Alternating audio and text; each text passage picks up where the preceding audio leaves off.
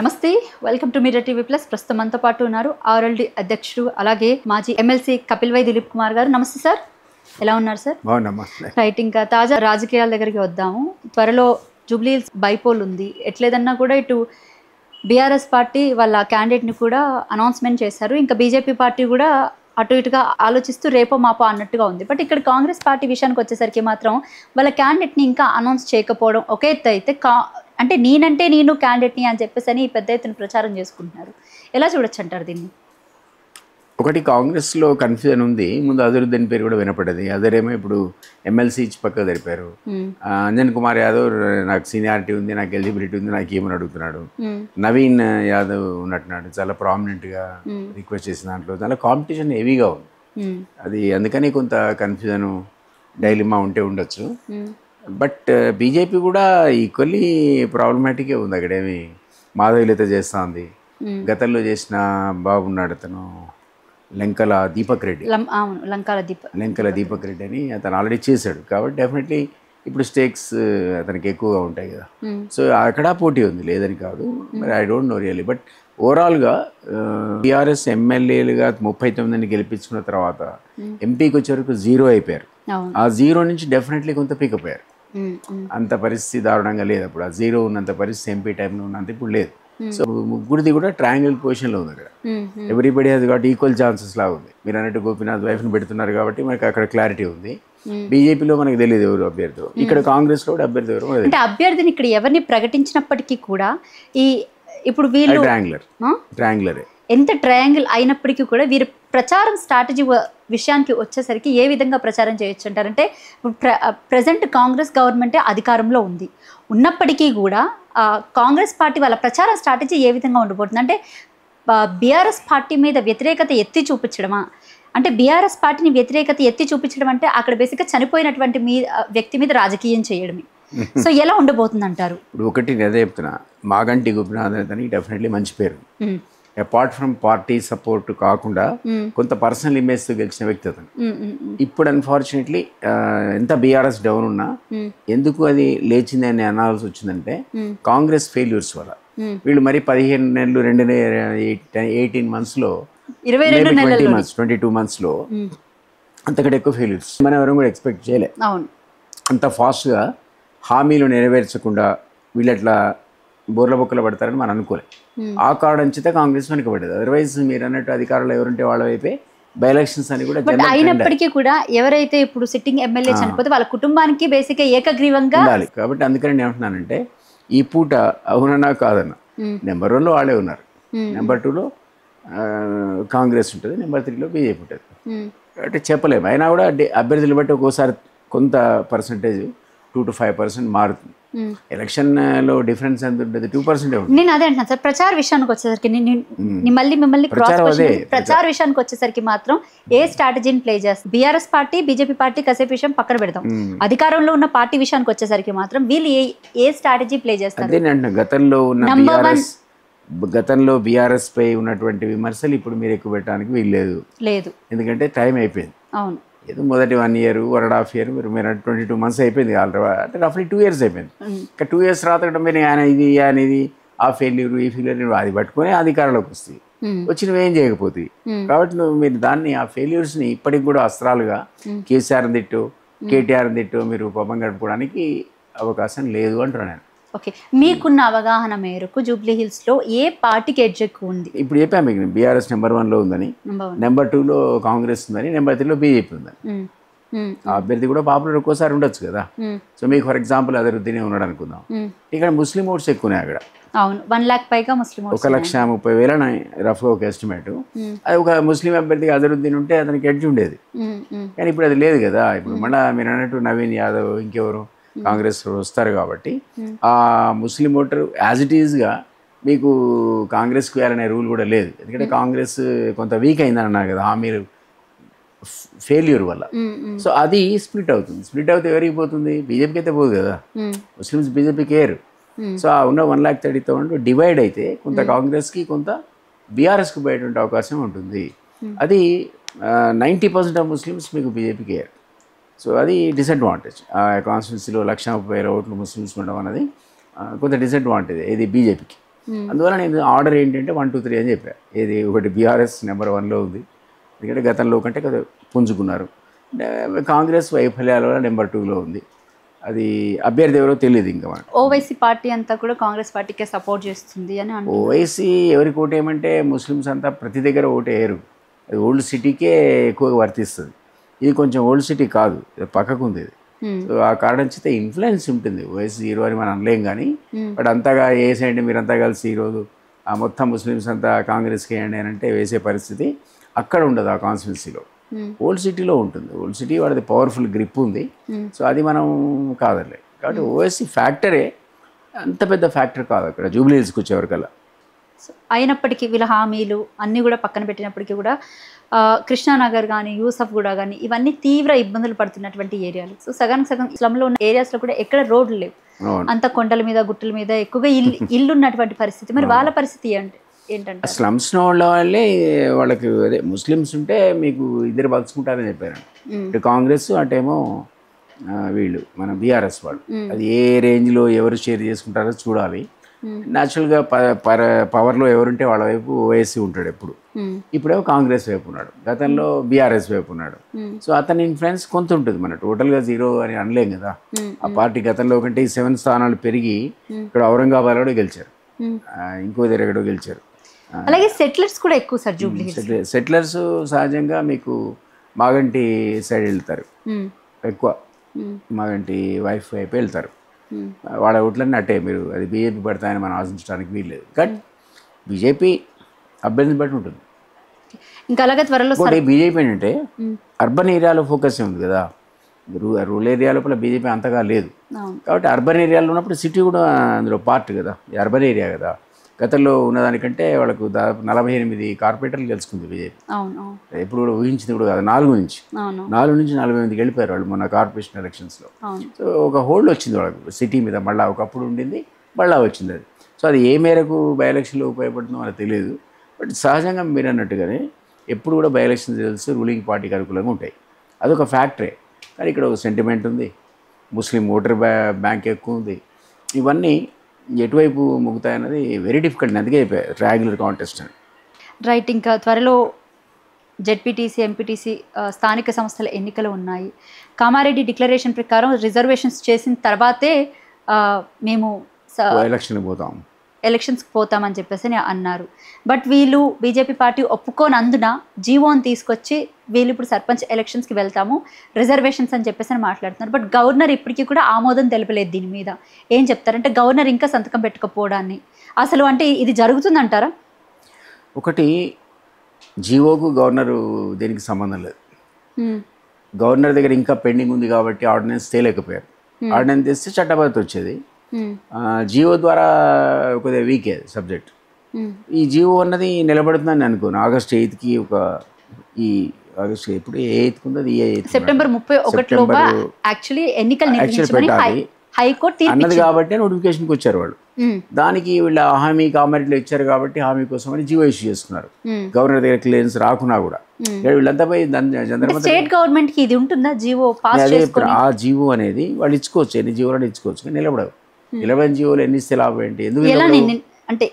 ఎందుకు నిలబడవు అంటే ఈ మొత్తం కూడా రిజర్వేషన్స్ అన్ని కూడా ఈ 50% సీలింగ్ అనేది ఒకటి ఉంది సుప్రీంకోర్టుది. మీరు జియో ఇస్తే అది ఎక్సీడ్ అవుతున్నారు కదా. సో అది విదిన్ 50% లోపల లేదు కదా, మీకు 42% ఇస్తే ఎక్సీడ్ అయిపోయారు. అది చట్టబద్ధ ఎట్లా వస్తుంది దానికి? సో న్యాచురల్గా ఎవరు కోర్టు తలుపు తట్టినా ఇప్పుడు ఆల్రెడీ కేసు ఉంది అది, కాబట్టి ఇది నిలబడదు. ఈ జియో అనేది కొట్టేస్తారు. కొట్టేసిన తర్వాత ఎలక్షన్సే కావు మీకు. కోర్టుకి అధికారం ఉంటుందా జీవో కొట్టేయడానికి? ఎనీ జియోని కోర్టు కొట్టేయచ్చు, ఎనీ జియోని. They can interpret any act or any law or any G O also. కానీ పార్లమెంట్ చేసిన చట్టాలను, అసెంబ్లీ చేసిన చట్టాలను జనరల్గా వాళ్ళు ఇంటర్ఫియర్ అంతగా కారు. కానీ జియోలను ఎన్నోసార్లు కొట్టేసిన సందర్భాలు ఉన్నాయి. బట్ ఈ జియో కూడా వాళ్ళు ఒకవేళ మీరు నోటిఫికేషన్ ఇచ్చుకోండి, subject outcome of our judgement అన్నారు వాళ్ళు కోర్టు. రేపొద్దున ఆ అవుట్కమ్ ఏముంటుందంటే ఈ జీవోని కొట్టేస్తారంటున్నాను నేను.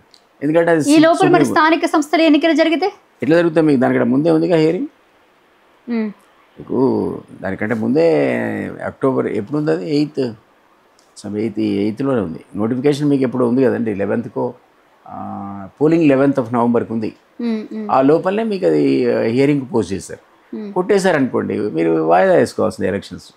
అదే ఈటల రాజేందర్ అన్నాడు, ఆ జీవో నిలబడదు, అసలు ఎలక్షన్ జరగవు అన్నాడు. ఈటల సీనియర్ కదా. అండ్ అసలు ఈ జీవో ఇచ్చే అధికారం మీకు లేదని రామచంద్ర అన్నాడు, బీజేపీ అధ్యక్షుడు. రామచందర్ ఉత్తర బీజేపీ అధ్యక్షుడే కాకుండా is a famous criminal lawyer also. కాబట్టి అతనికి తెలుసు కోర్టులో అవుట్కమ్ ఏ విధంగా ఉండబోతుందో. ఆయన ఊహించి చెప్తున్నా, నిజంగా కూడా ఆర్డర్ వచ్చిందాక చెప్పలేము మనం.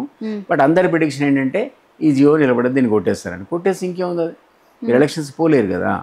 ఆ కారణం చేత ఎలక్షన్స్ జరగవు అని అందరూ పోలేని నేపథ్యంలో మరి హైకోర్టు ఇచ్చిన తీర్పుని పార్టీ ధిక్కరించినట్టే కదా, అధికారంలో ఉన్న పార్టీ. ఇంకా రాలేదు కదా, ఓన్లీ దాని మీద స్టే రాలే. ఎన్నికల మీద వాడు వర్డిక్ట్ ఇవ్వలే. మీరు కావాలంటే ఎలక్షన్ నోటిఫికేషన్ ఇచ్చుకోండి, ఈ జియో సంగతి తర్వాత చెప్తా ఉంది కోర్టు. ఈ వాడు నామినేషన్ వేసే లోపల జియో కొట్టేశారు అనుకోండి, సహజంగా కూడా మీరు ఎలక్షన్ పోలేరు. ఎక్సెప్ట్ ఏ సందర్భంలో పోతారంటే, సరే జియో రాని రాకపోని, గవర్నర్ దగ్గర ఆమోదం బిల్లు మీద రాని రాకపోని, అది పార్లమెంట్లో బీజేపీ చట్టం చేయకపోని, మేము పార్టీ పరంగా 42% ఇస్తామంటే వాడు ఆపలేడు. వాడు 40 ఇచ్చుకోవచ్చు, 100 కూడా ఇచ్చుకోవచ్చు కదా పార్టీ పరంగా. దానికి లీగల్ శాంక్టిటీ ఉండదు. వాళ్ళు డెసిషన్ తీసుకున్నారు. అదే సీఎం అన్నాడు కదా, మేము కాంగ్రెస్ తరఫున 42% ఇస్తాం, మీకు దమ్ముంటే మీరు కూడా ఇవ్వండి అన్నాడు. దీనికి సంబంధం లేకుండా, ఏది ఆర్డినెన్స్ కానీ బిల్లుకి కానీ ఈవెన్ జియో కూడా సంబంధం లేకుండా పార్టీ పరంగా 40% ఇచ్చినా 50 ఇచ్చినా అది సంబంధం లేదు. చట్టబద్ధత ఉండదు దానికి ఉండదు. ఎవరు డిమాండ్ చేయడానికి వీలుండదు. సపోజ్ 42% జియో ఇచ్చో, ఆర్డినెన్స్ ఇచ్చో, చట్టం తెచ్చారనుకోండి, మీరు 41% ఇచ్చినా somebody can go to court. ఆ జియో ఉంది, వాళ్ళ ఇట్లా చట్టబద్ధత ఉంది, లేదా బిల్ ఉంది, ఆర్డినెన్స్ ఉంది, మీరు 41% ఇస్తారు. ఎట్లాగైతే ఎస్సీ ఎస్టీలకు ఇచ్చారో ఆ పద్ధతిగా చట్టబద్ధత వస్తుంది దానికి 40%. అది యాక్చువల్గా బీసీలు ఎక్స్పెక్ట్ చేస్తున్నారు. అది జరగడానికి వీల్లేదు. ఎందుకంటే సీలింగ్ ఉంది సుప్రీంకోర్టు. ఎప్పుడు సాధ్యపడుతుంది ఈ రిజర్వేషన్ అన్నది వీళ్ళు ఇక్కడి నుంచి పంపింది, అది కనుక 9th షెడ్యూల్ అమెండ్మెంట్ ద్వారా ఇస్తే తమిళనాడులో ఉన్నట్టు అప్పుడే సాధ్యపడుతుంది తప్ప పార్లమెంట్ దాన్ని చట్టబద్ధత 9th షెడ్యూల్ అమెండ్మెంట్ ద్వారా ఇవ్వకుండా మీకు ఆ 40% నిలబడదు. ఎందుకు మరి బీజేపీ పార్టీ ఎందుకు సపోర్ట్ చేయట్లేదు? మీకు అది ఒక తెలంగాణ సబ్జెక్ట్ కాదు కదా. ఇక్కడ మీరు 40% ఇస్తామని ఒక రెజల్యూషన్ పాస్ చేసి పంపారు. ఇంకో స్టేట్లో వాళ్ళకి ఇష్టం లేకపోవచ్చు. ఇప్పుడు తమిళనాడు అంటే 65% ఇస్తున్నారు, హ్యాపీగా నడుస్తుంది అన్నీ కూడా. ఇంకొక స్టేట్ వచ్చేవరకల్లా వాళ్ళు 40 కాదు మేము 32 ఇస్తామంటారు. మీరు ఎట్లా ఆపుతారు? ఒక్కొక్క స్టేట్కి ఒక్కొక్క రకంగా ఉంటుంది. అది ఒక్క యూనిఫామ్గా కంట్రీ వైడ్గా ఇచ్చేటువంటి 40% కాదు కాబట్టి బీజేపీ ఇవ్వదు.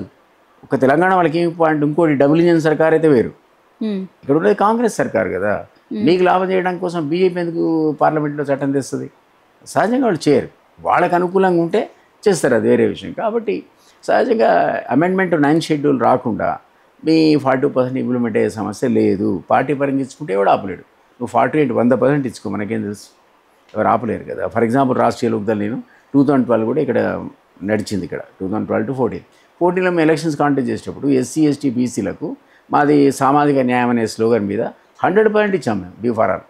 ఈ ముగ్గురికే, ఓసీ ఒక్కడు కూడా ఇలే. అది మా ఇష్టం. అది అంటే పొలిటికల్ పార్టీగా కాంగ్రెస్ ఇష్టం. 40 ఇస్తే మీరు ఆపలేరు. అట్లా ఎలక్షన్స్ జరగచ్చు. ఇతర పార్టీలు కూడా పోటీ పడి వాళ్ళకి 40% ఇవ్వాల్సిన పరిస్థితి వస్తుంది. కానీ దానికి ఇంతకుముందు నేను చెప్పినట్టు చట్టబద్ధత ఉండదు. ఇవ్వకపోయినా మీరు అడగలేరు, ఇచ్చినా మీరు ఏమనలేరు. అట్లా కాదు. ఎస్సీ ఎస్టీలకు ఎట్లయితే చట్టబద్ధత ఉందో ఆ విధమైన చట్టబద్ధత 42% కావాలని బీసీలు కోరుకుంటున్నారు. గవర్నమెంట్ చెప్తుంది కూడా అదే, ఇస్తున్నామని జీవో ఇచ్చి పడేశారు. ఆడేమో బిల్లు పంపారు. జీవో ఇచ్చిన తర్వాత కూడా ఒక్క బీసీ ఎందుకు దీని మీద మాట్లాడలేకపోయారు? మరి జీవో పాస్ చేశారు కదా, వాళ్ళకి తెలుసు కదా ఇది అయ్యే పని కాదని. దీనికి పార్లమెంట్ కనుక దాన్ని ఆమోదిస్తే తప్ప, 9th షెడ్యూల్ అమెండ్మెంట్ ఇస్తే తప్ప, లేదా అట్లీస్ట్ గవర్నర్ ఆర్డినెన్స్ మీద సంతకం పెడితే తప్ప అది లీగల్లీ ఎన్ఫోర్సబుల్ కాదు అన్నది అందరి బీసీ నాయకులకు తెలుసు. ఈ గవర్నమెంట్ ఓన్లీ గేమ్ ఆడుతుంది. ఆ 40% ఇచ్చేసామని చెప్పి చేతులు కడుక్కొని వీళ్ళు ఎలక్షన్లో లాభం తీసుకుందాం అనుకుంటున్నారు లోకల్ బాడీలో అన్నది అందరి ఒపీనియన్, ఇంక్లూడింగ్ మైసెల్ఫ్. అందువల్ల కాంగ్రెస్ని ఎవడు నమ్మట్ల. కాళేశ్వరం ప్రాజెక్ట్ విషయానికి వస్తే కనుక ముందు దాన్ని తొలుత పీసీ ఘోష్ కమిషన్ వేశారు, అందరినీ ఎంక్వైరీకి పిలిపించారు, నివేదిక ఒకటి సమర్పించారు. దాన్ని అసెంబ్లీలో చర్చ పెట్టిన తర్వాత తదుపరి చర్యలకు వెళ్తామన్నారు. దాన్ని కాస్త మళ్ళీ సిబిఐకి అప్పగించారు. హైకోర్టు ఏమో సిబిఐకి అప్పగించినప్పటికీ కూడా పీసీ ఘోష్ నివేదిక ఆధారంగా ఎంక్వైరీ చేయొద్దని చెప్పేసి అని వీళ్ళకి ఒక ఆర్డర్స్ పాస్ చేయడం కూడా తాత్కాలిక ఆర్డర్. సో జరిగింది టెంపరరీ ఆర్డర్. బట్ అయినప్పటికీ ఇప్పుడు ఎందుకు మరి అధికారంలో ఉన్న పార్టీ ఎందుకు దాన్ని రిపేర్కి ముందుకెళ్తుంది? ఇప్పుడు కాళేశ్వరం ప్రాజెక్ట్ పనికిరాదు అని మాట్లాడినటువంటి వాళ్ళే ఈరోజు దానికి పడ్డటువంటి చిన్న చిన్నవి కూడా రిపేర్ చేయడానికి ఎందుకు ముందుకెళ్తుంది? చేసుకోవచ్చు, రిపేర్లది ఏముంది, నిజంగా రిపేర్ ప్రాజెక్ట్ పనికి రాదు అన్నారు కానీ కరప్షన్ జరిగింది. ఒక కరప్షన్ వేరు, ప్రాజెక్ట్ వేరు. ఇప్పుడు ప్రాజెక్ట్ సపోజ్ 100 రూపాయలు ఖర్చు ఉండాలి, మీరు 100 పెట్టేవారు 300 రూపాయలు ఖర్చు పెట్టారంటే కరప్షన్. అది 100 ఖర్చు పెట్టాల్సిందే, 300 ఎట్లా పెడతారు? ఈ 100 ఖర్చునే మీరు క్వశ్చన్ చేయలేరు కదా, ఒకవేళ నిజంగానే అది యూస్ఫుల్ అయితే. ఇది వేరు, ప్రాజెక్ట్ వేరు. ప్రాజెక్ట్ అనేది జనరల్ కూడా అపోజిషన్ ప్రాజెక్ట్ పనికిరాదు కాంగ్రెస్ వాళ్ళు వివిధ నేతలు కూడా అన్నారు. కానీ ఇప్పుడు ఏంటంటే ఒక అంచనా, వాళ్ళకు ఒక అంచనా ఏంటంటే, అధికారులు ఇచ్చినట్టు అంచనా ఏంటంటే, ఎక్కడైతే ఇది బ్రీచ్ అయిందో, ఎక్కడైతే కూలిందో కుంగిందో అక్కడ ఒక 3,000 కోట్ల రూపాయల పెట్టుబడితో దీన్ని రిపేర్ అనేది సాధ్యం అని అన్నారు వాళ్ళు. దాన్ని స్టెబిలైజ్ చేస్తున్నారు. అది ఎవరు పెట్టాలి? అదే ఎల్ఎన్టీ కంపెనీ పెట్టాలి, మేము పెట్టాలని ప్రభుత్వం కాదు, ప్రభుత్వం పెట్టాలి, మాకు మెయింటెనెన్సే ఉంది తప్ప ఇట్లాంటి ఖర్చులు మావి కావని ఆ కంపెనీ. ఇదో వేరే పంచాయతీ. ఈ ఆస్పెక్ట్ వేరు, పనికొస్తుందా పనికిరాదా ఆస్పెక్ట్ వేరు. ఈరోజు రిపేర్ కరప్షన్ వేరు. ఇది వదిలిపెడితే పక్కకు పెడితే 100 అవసరమైన దగ్గర 300 పెడితే కరప్షన్. అది దాని మీద ఎంక్వైరీ, గొడవ ఘోష్ కమిషన్ నివేదిక, రేపొద్దున అది వీళ్ళు చర్య తీసుకున్నారు. సిబిఐ చెప్పడం, సిబిఐ ఎవరిని అరెస్ట్ చేస్తుందో, కేసీఆర్ని బ్లేమ్ చేస్తుందా, లేదా అరెస్ట్ చేస్తా, కేటీఆర్ని చేస్తాం మనకు తెలియదు, హరీష్ రావుని చేస్తాం మనకు తెలియదు. అది పక్క పెడితే ఇక్కడ ఒక 3,000 కోట్లు కనుక మీరు పెట్టినట్టయితే ఇది వాడుకోవడానికి అవకాశం ఉందని కొంతమంది నిపుణులు వాళ్ళు ఇచ్చినటువంటి నివేదిక ఆధారంగా ప్రభుత్వం ఈరోజు 3,000 కోట్ల రూపాయలు ఖర్చు పెట్టడానికి ముందుకు వస్తుంది. పెట్టేది నిజంగానే యూజ్ అయితే సంతోషమే కదా. అంటే ఓకే, నేను కాదనట్లేదు, బట్ స్టార్టింగ్ లో చేసినటువంటి కామెంట్స్ అదే కేటీఆర్ అన్నాడు. కేటీఆర్ ఏమన్నాడు? మీరు ట్విన్ సిటీస్కి వాటర్ తీసుకొస్తా అన్నారు. కవిత కూడా అన్నట్టు మీ మాట, మీరు నగరానికి వాటర్ గోదావరి జనాలు తీసుకొస్తామని ఎట్లా పట్టుకొస్తారు? అదే ప్రాజెక్ట్ని చేస్తున్నారు కదా, టోటల్గా యూజ్లెస్ అన్న ప్రాజెక్ట్ని మీరు పోయి శంకుస్థాపన ఇంకో పేరు పెట్టుకొని చేస్తే ఎట్లా అని సీఎంని క్వశ్చన్ చేసింది ఎవరు? కవిత, యాజ్ వెల్ యాజ్ కేటీఆర్ కూడా. మీరు చెప్పండి, గుండె మీద చేసుకొని మీరు తీసుకొచ్చే నీళ్లు అందులో భాగమా కాదా కాళేశ్వరంలో అని అడిగారు. ఐఎమ్ నాట్ రియలీ షూర్, నాకు టెక్నికల్ ఆస్పెక్ట్స్ చూడలేదు, కానీ అందులో కొంత వాస్తవం ఉండి ఉంటుంది. అంటే ఒక స్థానం నుంచి తీసుకొచ్చిన తర్వాత ఒక దగ్గర నుంచి లిఫ్ట్ చేసి మళ్ళీ సిటీకి వాళ్ళు బహుశా అది వాడుకొని దీన్ని లిఫ్ట్ చేస్తున్నారేమో. అట్లా వాడుకోవడానికి అవసరమైన రిపేర్లు చేస్తుండొచ్చు వాడు. సో కొంత పార్ట్లీ కాళేశ్వరం ప్రాజెక్ట్ వాళ్ళు వాడుకుంటున్నారు నగరానికి నీరు తరలించడానికి. అందుకనే బీఆర్ఎస్ పార్టీ మొత్తుకుంటుంది. చెప్పండి మీరు కాళేశ్వరం పూర్తిగా పనికిరాదన్నారు కదా మీరు ఇంతకుముందు అన్నట్టు.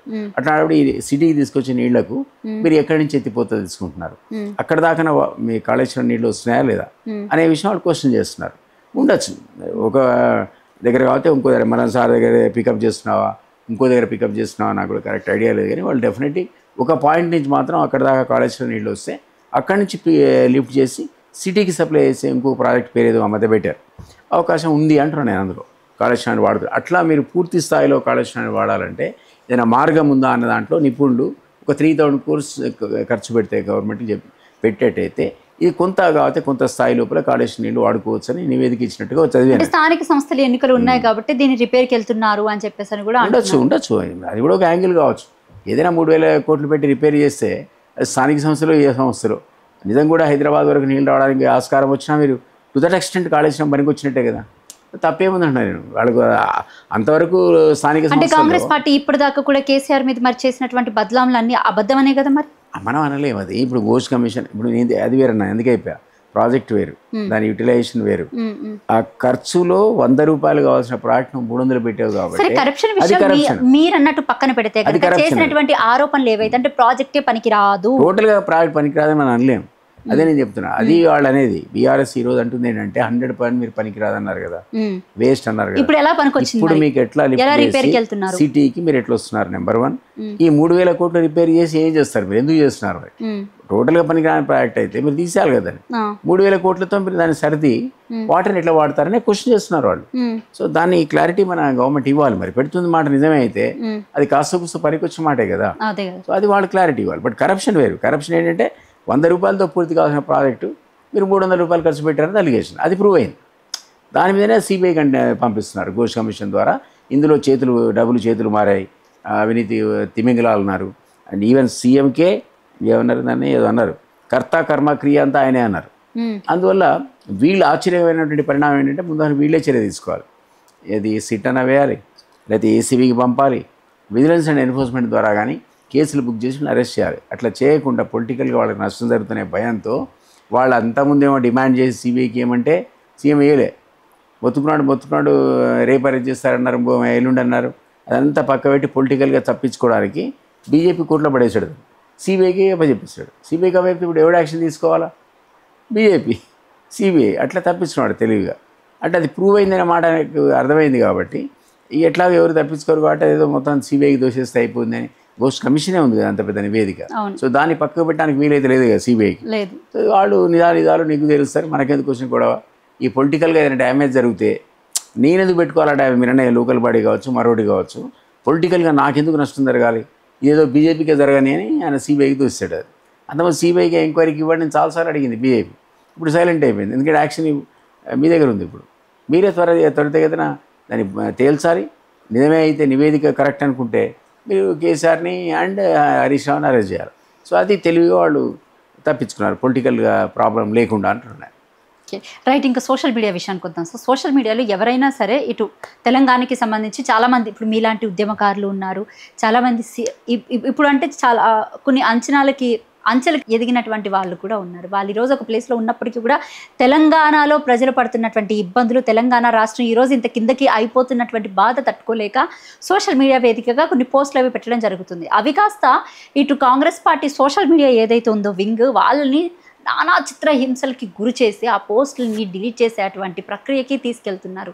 అంటే వీళ్ళకు ఉన్నటువంటి సోషల్ మీడియానేమో ఏ రకంగా అన్నా సరే అవతల మీద వాళ్ళ మీదకి దాడికి దిగచ్చు, కానీ అవతల వాళ్ళు మాత్రం వీళ్ళు చేసినటువంటి తప్పుల్ని ఎత్తి చూపుతుంటే మాత్రం వాళ్ళ మీద కేసులు పెట్టడం జరుగుతుంది. ఏ విధంగా చూడొచ్చు సార్ దీన్ని? బీఆర్ఎస్ ఏం చెప్పిందంటే మేము ఇంత ప్రచారం చేసుకునే బదులు 30-40 ఛానల్ పెట్టుకుంటే అయిపోయేది, మేమే ఏవి సోషల్ మీడియా ఛానల్ పెట్టుకుంటే మేము అధికారులకు మళ్ళీ వచ్చేవాళ్ళం, మేము ఊహించలేదు సోషల్ మీడియా ఇంత డ్యామేజ్ చేస్తుంది మమ్మల్ని అన్నాడు లేదా కేటీఆర్. అట్లా దానికి ఒక ఇంపాక్ట్ అనేది క్రియేట్ అయింది. అప్పుడు నెగటివ్ ఇంపాక్ట్ టీఆర్ఎస్ మీద చాలా నెగటివ్ ఇంపాక్ట్ సోషల్ మీడియా వల్ల వచ్చింది.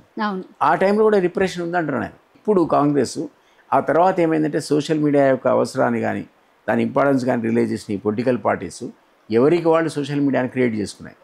అది మీకు ఫర్ ఎగ్జాంపుల్ బీఆర్ఎస్ ఆఫీస్లో 300 మంది పనిచేస్తారు. అదే కాంగ్రెస్ ఆఫీస్లో మీరు వార్ రూమ్ ఇవ్వండి, 300 ఉంటారు సోషల్ మీడియా చూసేవాళ్ళు. 300 ఏ పార్టీకి ఎప్పుడు చూడలే మనం ఇట్లా.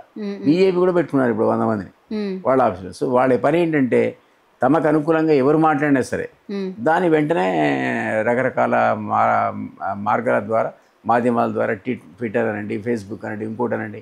ఇప్పుడు నేను ఇంటర్వ్యూ మీకు అగైనెస్ట్ కాంగ్రెస్ మాట్లాడా, వెంటనే బీఆర్ఎస్ పట్టుకుంటాడు, పట్టుకొని మీకంటే ఎక్కువ ఆయన చూపిస్తాడు. అట్లా ఒక ట్రెండ్, కొత్త ట్రెండ్ స్టార్ట్ అయింది. ఈ ట్రెండ్ అనేది అంత హెల్తీ కాదు, ఎందుకంటే ఈ 300 మంది ఒక పార్టీకి అనుకూలంగా, బీఆర్ఎస్కి అనుకూలంగా కూడా అనుకుందాం.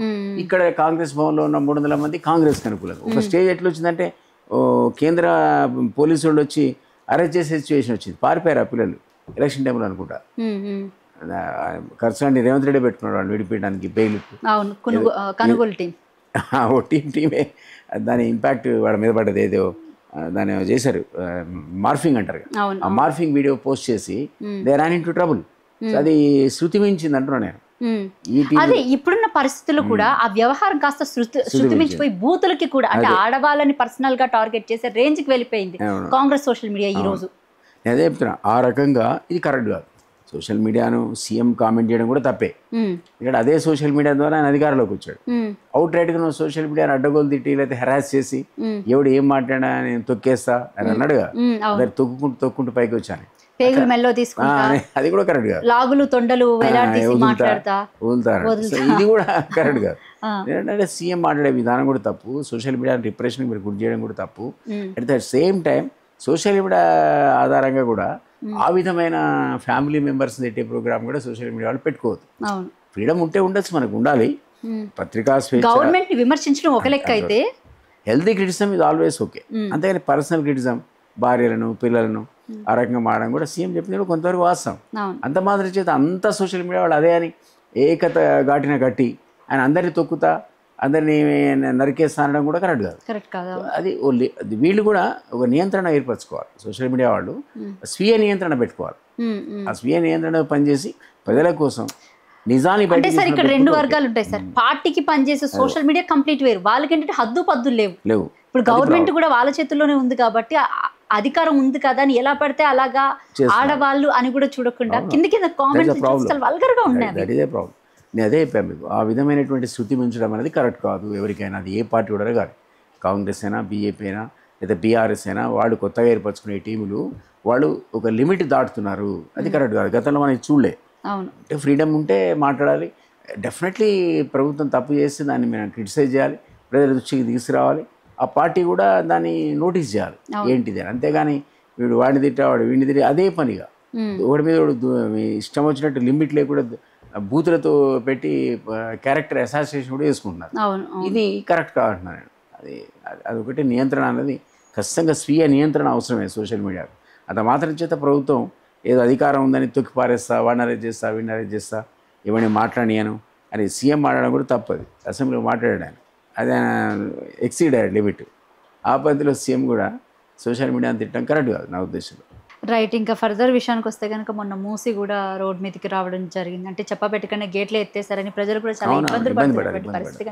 సార్ అంటే మీరు ఎన్నో ఏళ్ల నుంచి రాజకీయాల్లో ఉన్నారు కదా, మీకు ఒక అవగాహన ఉంటుంది ఈ మూసి మీద. కానీ అంటే ఇది వరకు ఎప్పుడైనా ఇట్లా జరిగేనా? 108 years కింద మూసికి వరదలు వచ్చాయి. 108 years కింద. ఇప్పుడు నిజాం అప్పట్లో ఉన్న నిజాముల టైంలో వస్తేనే నిజాం అనేవాడు కర్ణాటక నుంచి ఫేమస్ ఇంజనీర్ ఉన్నాడు కదా, మోక్షగుండం విశ్వేశ్వరయ్య అని పిలిపించాడు. పిలిపించి దీనికి రెమెడీ ఏంటి, ఈ మూసి అప్పుడు ఈసీ అని ఒక రివర్ ఉండేది, ఈసీ మూసి రెండు కలిసి పేద వరద వచ్చి ఊడి మీద పడ్డది హైదరాబాద్ మీద. మీకు ఉన్న ఓల్డ్ సిటీ ఉంది కదా అక్కడ, దాని ఏమంటారు, ఓల్డ్ బస్ స్టాండ్ డోమ్ లా ఉండేది చూడండి, అఫ్జల్గంజ్ డోమ్గా ఉండే బస్ స్టాండ్, ఆ ప్రాంతాలన్నీ కొట్టుకుపోయినాయి మొత్తమే ఆ రోజు 108 years కింద. అది ఈసీ మూసి వరదల నివారణ కోసం అప్పుడున్నటువంటి రాజు నిజాం, ఒక నిజాం నెంబర్ 1, 2, 3, 4 ఉంటారు కాబట్టి ఒక నిజాం పిలిపిస్తే మోక్షగుండం విశ్వేశ్వరయ్య గారు వచ్చి ఈ హుస్సేన్ సారు ఇంకో సార్ ఉంది కదా, ఈ రెండింటి డిజైన్ చేశాడు. అది డిజైన్ చేసి ఆ రిజర్వాయర్స్ లాగా కడితే దానివల్ల హైదరాబాద్ మీకు సేఫ్ అవుతుందంటే దాదాపుగా 100 years నిజంగానే అవి కాపాడబడ్డాయి. కానీ వాటికి ఉన్నటువంటి క్యాచ్మెంట్ ఏరియాస్ అంతా ఆక్యుపై చేశారు. ఆక్యుపై చేసి సిటీలో ఉన్న డ్రైనేజ్ అంతా దానిలో వదులుతున్నారు. ఇప్పుడు వరద వస్తే అది దాన్ని తట్టుకునే పరిస్థితి లేదు. ఆ రివర్ బెడ్స్ అని ఆక్యుపై చేశారు, ఎంక్రోచ్మెంట్స్లో గడిపాయి. సో ఒకప్పుడు మీకు ఊరు దాటిపోతుంటే ఇబ్రహీంఘట్ పట్టణంలో ఉండే చెరువు ఏదో చెరువు, అది విపరీతమైన వాటర్. ఆ మధ్యకాలంలో అయితే ఒక 10 years కింద ఒక్క చుక్క కూడా నీరు లేవు.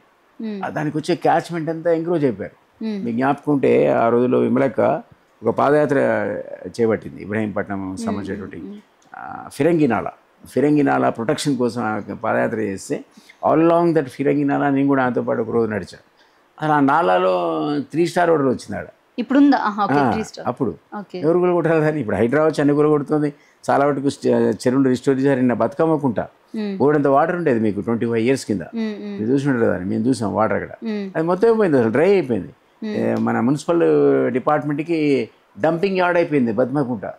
అట్లాంటి దాన్ని మన హైదరాబాద్ రిస్టోర్ చేసి పాత కళ తీసుకొచ్చి వాటర్ ఉంది అందులో చూసారా, బ్యూటిఫుల్ తయారు చేశారు. మన సీఎం దాన్ని ఇనాగ్రేట్ చేశాడు. అట్లాంటి ఎన్ని కుంటలు ఎన్ని చెరువులు పోయినాయి సిటీలో. సో అవన్నీ కారణాలు. అంటే ఈ క్యాచ్మెంట్ ఏరియాస్ ఏదైతే ఉంటాయో రివర్కి అవన్నీ బ్లాక్ చేయటం. ఎప్పుడన్నా ఇట్లాంటి గేట్లు ఎత్తేస్తే, ఉస్మాన్ సార్ కానీ ఇంకోసారి ఏదో ఉంది కదా హిమాయత్ సాగర్, ఇట్లాంటి గేట్లు సడన్గా ఎత్తేస్తే మీరు చెప్పకుండా అది పోతే ఊళ్ళ మీద పడే పరిస్థితి, దాంట్లో నదిలో పోయే పరిస్థితి కాదు. దానికి లేవు ఎక్కడ. 2020లో కూడా చాలా పెద్ద వర్షం పడింది. అప్పట్లో నైట్ అంతా కూడా 20 centimeters వర్షపాతం నమోదయ్యి హైదరాబాద్ అంతా మునిగిపోయినటువంటి పరిస్థితి కనిపిస్తుంది. అప్పుడేమైనా ఇంత ఫ్లడింగ్ ఉండేదా? ఇంత లేదు అప్పుడు. నేను అదే చెప్తున్నాను. ఇప్పుడు మొన్న సడన్గా కంటిన్యూస్ ఇన్సెసెంట్ రెయిన్స్, అసలు మనం ఊహించిన రెయిన్స్ వస్తే వాళ్ళు అవి వదిలే ముందుకు వార్నింగ్ ఇవ్వాలి. మీరు ఇట్లా వదిలేస్తున్నాం అని చెప్తే ఆ మూసి పక్కన అటు ఇటు పోతాడు. మొత్తం మూసి ఇక్కడ లెవెల్కి నేను ఉండేది అవతల పక్కే అల్కాపురి కాలనీ. మీరు జస్ట్ మూసీకి 2 kilometers దూరంలో ఉంటారు. అది అసలు ఆల్మోస్ట్ రిమ్ దాకా ఆ లెవెల్ నుంచి ఈ లెవెల్ 2 ఉంటాయి కదా అప్పర్ నేల, ఆ లెవెల్కి వాటర్ పోయింది. మొన్న పోయి మధ్యలో అన్నీ కొట్టుకుపోయినాయి. ఇంక ఇల్లీగల్ ఎంకరేజ్మెంట్స్ వాళ్ళంతా పారిపోవాల్సిన పరిస్థితి వచ్చింది. ఎందుకంటే అక్కడ గేటు తెరిచారు, ఆ వాటర్ ఒక్కసారి రిలీజ్ అయింది. అదే జరిగింది 108 years కింద. అంటే అప్పుడు లేవు అవి. దాన్ని కంట్రోల్ చేయడానికి వచ్చిన తర్వాత 100 years జరగలేదు. మళ్ళీ ఇక్కడ మధ్యలో మీకు హిమాయత్ సార్, హుసేన్ సార్ ఉన్నాయి కాబట్టి అవును. అవి ఉండి కూడా ఈరోజు అవి నిండడం వల్ల బాగా వర్షాలు వచ్చి గేట్లు తెరవడం వల్ల ఇక అది లేనట్టే కదా. గేటు తెరిస్తే ఇంకేముంది, ఆ నీరు మొత్తం వచ్చి పడే మూసీలో. ఈసీ మాయమైపోయింది. ఈసీ రివర్ లేదు తెలుసా మీకు? ఈసీ లేదు. అది ఈసీ ఉన్నట్టు మీకు తెలుసో తెలియదు. 100 years కింద ఈసీ అనేది ఇంకో రివర్ ఉండేది, మొత్తమే మాయమైపోయింది. ఎందుకు మాయమైందంటే ఆ వచ్చే దారిలో అంతా రియల్ ఎస్టేట్ ప్లాట్లు కట్టుకొని ఇల్లు కట్టుకొని దాన్ని మాయమే చేశారు మొత్తం. ఏదో చిన్న చిన్న కుంటలు ఎక్కడ ఉన్నాయని అది లేదు, కానీ ఈసీ రివరే పోయింది, మూసి ఒకటే మిగిలింది. అది ఒక మురికాలం ఉండేది చాలూరు, అది డ్రైనేజ్ అనండి, బ్యాక్ వాటర్స్ ఆఫ్ కృష్ణ అనండి, ఏదన్నా ఈ మధ్య కాలంలో అసలు నీళ్ళు అందులోంచి పోతున్నాయి. ఇది ఇప్పుడు వరదలు చూసాం ఫస్ట్ టైం ఆఫ్టర్ 108 years తర్వాత. Right, thank you sir, thank you so much sir, మీ విలువైన సమయాన్ని మాకు కేటాయించినందుకు. you, ఇది ఆర్ఎల్డి పార్టీ అధ్యక్షుడు అలాగే మాజీ ఎమ్మెల్సీ కపిల్ వై దిలీప్ కుమార్ గారితో ప్రత్యేక ఇంటర్వ్యూ. మరొక ఇంటర్వ్యూతో మళ్ళీ కలుద్దాం. Thank you.